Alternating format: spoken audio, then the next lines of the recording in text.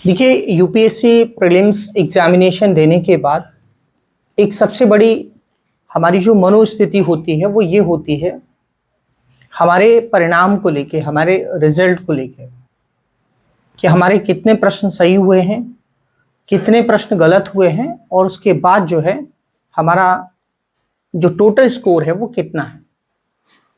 और ये चेक करने के बाद जनरली ज़्यादा से ज़्यादा जो अभ्यर्थी हैं या कैंडिडेट हैं वो इस मनोस्थिति में होते हैं कि उन्हें मुख्य परीक्षा में मौका मेंस लिखने का मिलेगा या नहीं मिलेगा, या वो मेंस की जो ट्रेन है उसमें सवार होंगे या नहीं होंगे, या उनको प्रीलिम्स की लाइन में या प्रीलिम्स की क्यू में फिर से लगना पड़ेगा। ये जो डिलेमा रहता है ये बहुत ही खतरनाक होता है, और इस डिलेमा की सिचुएशन में, इस कंफ्यूजन की स्थिति में अभ्यर्थी अपने जो अध्ययन है, अपनी जो स्टडी है, उस पर केंद्रित नहीं हो पाता है या उस पर कंसंट्रेट नहीं कर पाता है। ऐसी स्थिति में मुख्य परीक्षा में यदि रिजल्ट्स आता भी है, सकारात्मक परिणाम आता है, तो मुख्य परीक्षा की जो उसके जो परिणाम हैं, उसकी जो परफॉर्मेंस है, वो निश्चित रूप से उस पर जो है नकारात्मक असर या नेगेटिव इम्पैक्ट उसका पड़ता ही पड़ता है। तो इसीलिए हमने ये विषय चुना है कि क्यों ना हम इस स्थिति को, इस पर चर्चा करें, और एक सकारात्मक, एक हेल्दी चर्चा और कुछ वैलिड रीजंस के साथ जो है इस मुद्दे पर हम चर्चा करें और एक निष्कर्ष पर पहुंचे जो हमें ऊर्जा भी प्रदान करे और साथ साथ में हमें मोटिवेट भी रखे, और हम इस भ्रम की स्थिति से बाहर निकलने का प्रयास करें। तो आप मेरे लेक्चर का एजेंडा या मेरा थीम क्या है ये आप समझ चुके होंगे। यूपीएससी एग्जामिनेशन में जो कट ऑफ होता है ये एक ऐसा जादुई नंबर है एक तरीके से, कि कभी कट ऑफ 87 जाता है। जैसे कि आपको पता है कि दो पेपर हैं, एक जीएस का है और एक सी सेट का है। तो सी सेट तो क्वालिफाइंग है, जो कट ऑफ होता है वो जीएस में बनता है।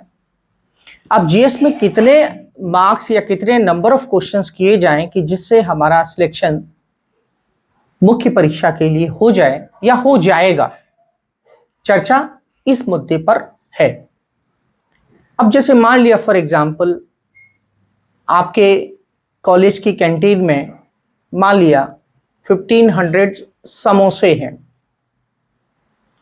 और 1500 समोसे के लिए एक लोग दौड़ रहे हैं।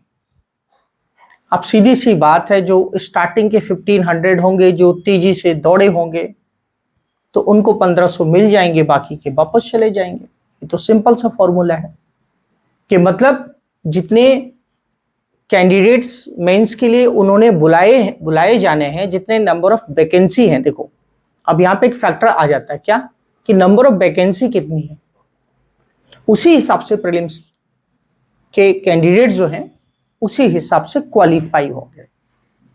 ये सबसे इंपॉर्टेंट फैक्टर है, आप समझिए इस बात को। अब यहां पे एक दूसरा सवाल ये है, हमने ये तो समझ लिया कि कितने नंबर ऑफ कैंडिडेट क्वालिफाई किए जाएंगे, लेकिन दूसरा प्रश्न यहां पे ये है कि वो कैंडिडेट्स कौन से होंगे। अब यहां पर प्रश्न उठता है दूसरे क्वेश्चन का, और वो आता है वैलिड रीजन। दूसरा रीजन, जो वैलिड रीजन है, वो ये है कि पेपर का डिफिकल्टी लेवल कैसा है, पेपर का नेचर कैसा था। अब देखिए, जनरली जितने भी स्टूडेंट्स होते हैं, जो सिंसियर स्टूडेंट्स होते हैं, हम सिर्फ उनकी बात कर रहे हैं, बाकी तो भीड़ है। तो सिंसियर स्टूडेंट्स करते क्या हैं, एनसीईआरटी पढ़ते हैं, बेसिक बुक्स पढ़ते हैं, बार बार रिवाइज करते हैं, पीवाईक्यूज देखते हैं, एमसीक्यूज देखते हैं। लेकिन क्या इन सबके बावजूद भी क्या आप एग्जामिनेशन में आप सोच रहे हैं कि हम 70-80 क्वेश्चंस करेंगे, क्या आप अपने मन और दिल से पूछो कि क्या आप ऐसा कह सकते हैं कि हम 50 क्वेश्चन एकदम सही करके आए हैं? ये प्रश्न आप खुद से पूछना, अपने मन से पूछना। ये आप गारंटी के साथ नहीं कह सकते हैं, तो आपको आंसर समझ में आएगा। वो ये है कि यूपीएससी एग्जामिनेशन एक नॉलेज का टेस्ट नहीं है। नॉलेज के टेस्ट के साथ साथ एक एनालिसिस और एक कॉन्सेप्चुअल क्लैरिटी, डिसीजन मेकिंग का टेस्ट है। मतलब लैंग्वेज इतनी लेंदी बनाई जाती है कि एग्जामिनेशन हॉल में आपको वो समझ में ही नहीं आती है। और चूंकि टाइम बॉम्ब, एक टाइम की जो घड़ी होती है वो टिक टिक टिक टिक कर रही होती है, बस वो आपको ज्यादा परेशान कर रही है। और ऐसे में आप डिसीजन जल्दी से जल्दी नहीं ले पाते। पेपर लेंदी था, ये सिचुएशन थी, पेपर डिफिकल्ट था। और पेपर जब डिफिकल्ट था, देखिए 2023 में पेपर डिफिकल्ट था, तो उस बार जो मेरिट गया है 75.41 गया है। आप समझिए इस बात को, पेपर का जो लेवल था तब मेरिट 75, जनरल की बात कर रहा हूं, 75.41 मेरिट गया है, मार्क्स की बात कर रहा हूं। सोचिए फिर आप, यहां पे आपको आंसर मिल रहा है, आप क्या कट ऑफ इससे नीचे जाएगी? नहीं, ये तो पॉसिबल नहीं है, ये तो पॉसिबल नहीं है, बिल्कुल भी नहीं है। तो इस बार काफी क्वेश्चंस स्टेटमेंट बेस्ड थे, काफी क्वेश्चन। पेपर लेंदी था, बहुत छोटी छोटी बारीक चीज पूछी गई थी जिन पर हम फोकस नहीं करते हैं। यहां पर पेपर के जो क्वेश्चंस पूछे गए थे जिस प्रकार से एप्लीकेशन बेस्ड थे, तो यहां पे दूसरा फैक्टर यहां पे यह है कि पेपर जो है, एक तो मैंने नंबर ऑफ कैंडिडेट का फैक्टर बताया, दूसरा मैंने आपको बताया कि पेपर जो है इस बार कट ऑफ इसलिए ज्यादा नहीं जाएगा क्योंकि कारण है, क्योंकि क्वेश्चन उन्होंने कुछ इस टाइप से पूछे जैसे कि स्पेस साइंस से क्वेश्चन पूछ लिया और हम स्पेस के स्टूडेंट नहीं है, इस टाइप से जो क्वेश्चन पूछे जाते हैं तब मेरिट नीचे ही जाता है। अब दो फैक्टर्स मैंने आपके साथ एग्जाम मतलब कट ऑफ कितना होगा उसके लिए दो फैक्टर मैंने आपके साथ यहां पर डिस्कस किए।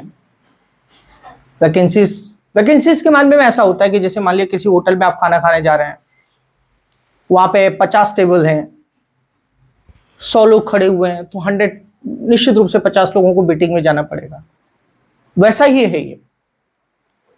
लेकिन अब सवाल यह है कि पिछले 5 सालों का ट्रेंड क्या है। तो पिछले 5 सालों के ट्रेंड की हम बात करेंगे।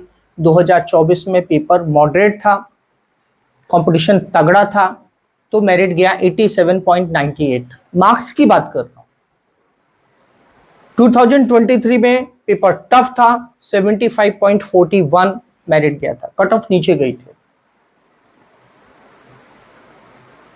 2022 में 88.22 गया था, पेपर मॉडरेट था। तो आप देखेंगे कि 88 का मतलब लगभग 44 क्वेश्चंस के आसपास जो है, 44 क्वेश्चन के आसपास जो एवरेज अगर हम निकालें तो 44 क्वेश्चंस के आसपास जाता है। और मिनिमम कट ऑफ जो है 40 के आसपास तक। आप सोचिए, मिनिमम कट ऑफ जो है वो 42, 43, ये नंबर ऑफ क्वेश्चंस की बात कर रहा हूं मैं यहां। अगर हम 44 क्वेश्चंस की बात करेंगे तो 88 मार्क्स हो गए। आप समझ रहे हैं इस बात? अब एक बार जो है मेरिट गया कितना, 75.41। तो कंक्लूजन यहां पे क्या है? देखिए, ऐसा तो है नहीं कि एक नंबर ऑफ क्वेश्चन बता दिया जाए कि इतने पे सिलेक्शन हो जाएगा, ऐसा तो नहीं है।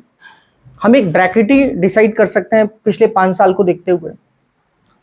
तो मैं ये कह सकता हूं कि 76 मार्क्स, ऐसे मान के चलिए कि 2023 के हिसाब से लीजिए, 76 मार्क्स से ऊपर 90 मार्क्स, बस ये एक ब्रैकेट है।